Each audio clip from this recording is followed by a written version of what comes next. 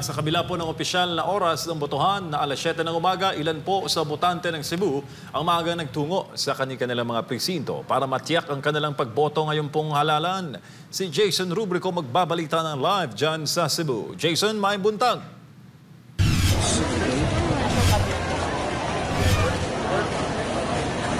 Magandang umaga mga kapartners mula dito sa Guadalupe Elementary School dito sa Cebu City. Isa sa pinakamalaking polling precinct dito sa Pilipinas. Alam nyo, kaninang umaga, kaninang madaling araw hanggang sa mga oras na ito ay dagsa nga ang mga yan ay para matiyak nila kung saan ang eksaktong presinto sila nakatalaga. Maliban dito sa Guadalupe Elementary School ay dagsa rin mga kapartners ang Ramon Duterte Memorial National High School. Nakatulong naman sa daloy ng tao ang presensya ng Parish Pastoral Council for Responsible Voting o PPCRV at mga kapulisan na nag-asi sa mga botanteng hindi pa tiyak ang kanilang polling precinct. Isa rin ang Guadalupe Elementary School sa mga sentro ng botohan na may pinakamalaking bilang ng mga botante nga dito sa buong bansa na umaabot ito sa 31,963 registered voters. Diyan naman sa Ramon Duterte Memorial National High School ay nasa higit 14,000 ang mga registered voters. Kabilang din sa mga maagang pumunta sa mga paaralan ay ang mga senior citizens, persons with disability at mga buntis para sa early voting hours na itinakda mula alas 5 hanggang alas 7 ng umaga. Gayunpaman, maaari silang bumoto hanggang alas 7 ng gabi. Batay sa tala ng Commission on Elections, may tinatayang 3,407,780 na registered voters dito sa buong Cebu na nakatalaga sa 4,120 clustered presence. Samantala mga partners, kanina ay nagkaroon din ng mga kaunting aberya sa mga ilang presinto dito sa Guadalupe Elementary School kung saan ang ilan sa mga automated counting machine ay hindi binabasa yung mga balota feed ng mga voters natin at walang nilalabas na resibo. Ayon sa mga taga-electoral board, nagkaroon ng scanning problem ang machine at nagpahayag naman ng pangamba ang ilan sa ating mga botante na baka yung mga ibinoto nila ay maiba dahil nga hindi binabasa ng nasabing machine. Samantala, ipapakita ko lang sa inyo yung kasalukuyang sitwasyon dito sa priority polling place dito sa loob ng Guadalupe Elementary School.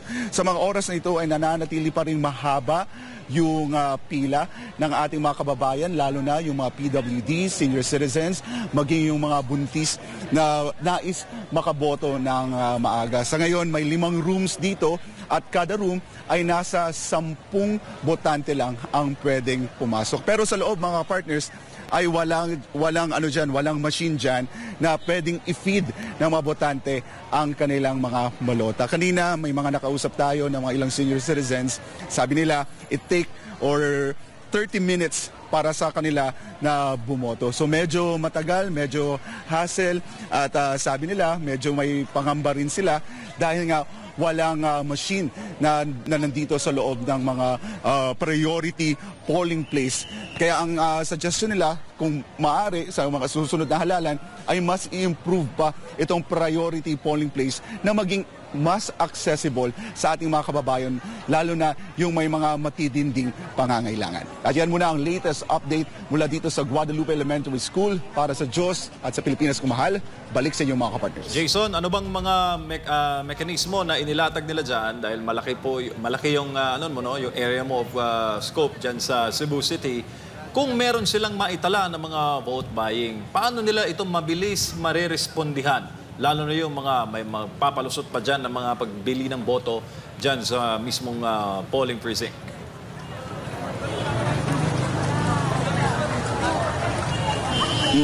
Sa ngayon, kapartner MJ, wala naman tayong namomonitor dito na nagkakaroon ng vote buying sa labas. May mga kapulisan, meron ding COMELEC at meron ding taga PPCRV na nagmomonitor sa sitwasyon sa loob at sa labas ng Guadalupe Elementary School para matiyak nga na walang mangyayaring vote buying at lalong-lalo na, kapartner MJ, sabi mo na kanina, na ito nga ito yung may pinakamalaking voting or pinakamaraming botante sa Cebu Province at isa sa mga pinakamaraming din sa Pilipinas. So ang ginagawa ng mga taga-COMELEC at ng PPCRV ay nandun sila sa labas, meron ng mga nakalatag doon na mga listahan ng mga botante at listahan din ng mga presinto. Pero sa kabila niyan, kapartner MJ, kahit may mga na sila doon, may mga listahan doon, nagkakaroon pa rin ng problema dahil sa sobrang dami ng ating mga kababayan na bumoboto dito sa nasabing paaralan. Kagaya na lang yung nakausap natin ng mga senior citizen, hindi pa rin nila mahanap-hanap ang kanilang mga presinto kung saan sila boboto. So yun yung mga common problems dito sa Guadalupe Elementary School na isa sa may pinakamaraming botante sa buong bansa. Jason, may mga aberya ba sa makina, sa mga counting machines na naitala dyan sa Cebu? Dahil sa Quezon City, may mga makina daw na hindi tinatanggap yung mga pinapasok na balota. Dyan sa area mo, may mga napansin ba na mga ganong aberya?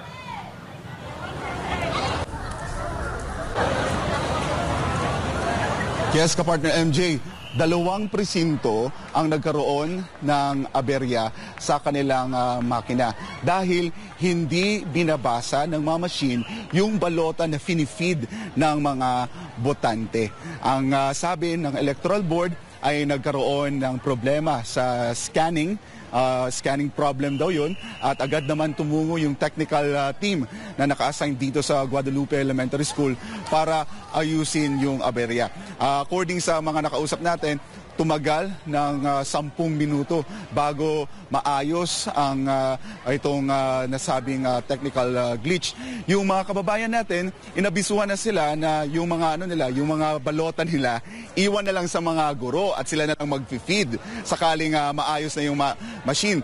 Pero hindi sila pumayag kasi gusto talaga nila na sila yung mag-feed sa kanilang balota sa machine para makita nila yung resibo at matiyak na kung sino yung binoto nila ay yun yung lalabas sa resibo, kapartner MJ. Diyan rin ba buboto, Jason, si Mayor Mike Rama? At sino pang mga notable personalities o mga kandidato ang mga boboto dyan sa Guadalupe, Cebu?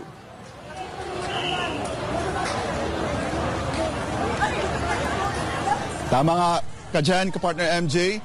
Isa sa mga inaabangan natin dito sa Guadalupe Elementary School ay si Mayor Mike Rama na inaasahan natin mamayang alas 8 ng umaga, malapit na, darating siya para i-cast ang kanyang vote para sa May 12 elections. Partner Jason, Master Judea, magandang umaga sa'yo. Partner, ikaw ba ay mananatili lang dito sa Guadalupe, Cebu? Yes, Master Judea, magandang umaga. Ikaw ba ay mananatili lang po dito sa Guadalupe, Cebu o mag-iikot ka sa iba't ibang presinto dyan sa buong Cebu ngayong araw na ito?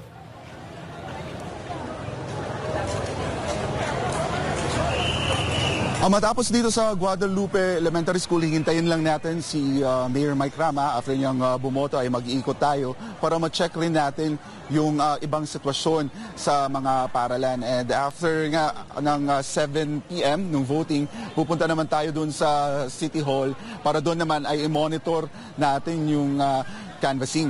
Gusto natin matiyak din, kapartner Master Judea, na kagaya dito sa Guadalupe Elementary School ay nagkaroon nga ng technical glitch at tingnan natin kung sa mga ibang mga polling precinct dito sa Cebu Province ay baka meron ring mga kaparehong problema o may mas malala pang problema na kailangang i-address ng COMELEC. Ayun, thank you, partner. Partner Jason, si Admar, kamusta ang weather natin dyan? Kabilang ba yan sa mga talagang iniindanin ng ating mga kababayan? Dahil pero kapansin-pansin, marami ding punong kahoy dyan. Kamusta yung weather dyan sa area mo?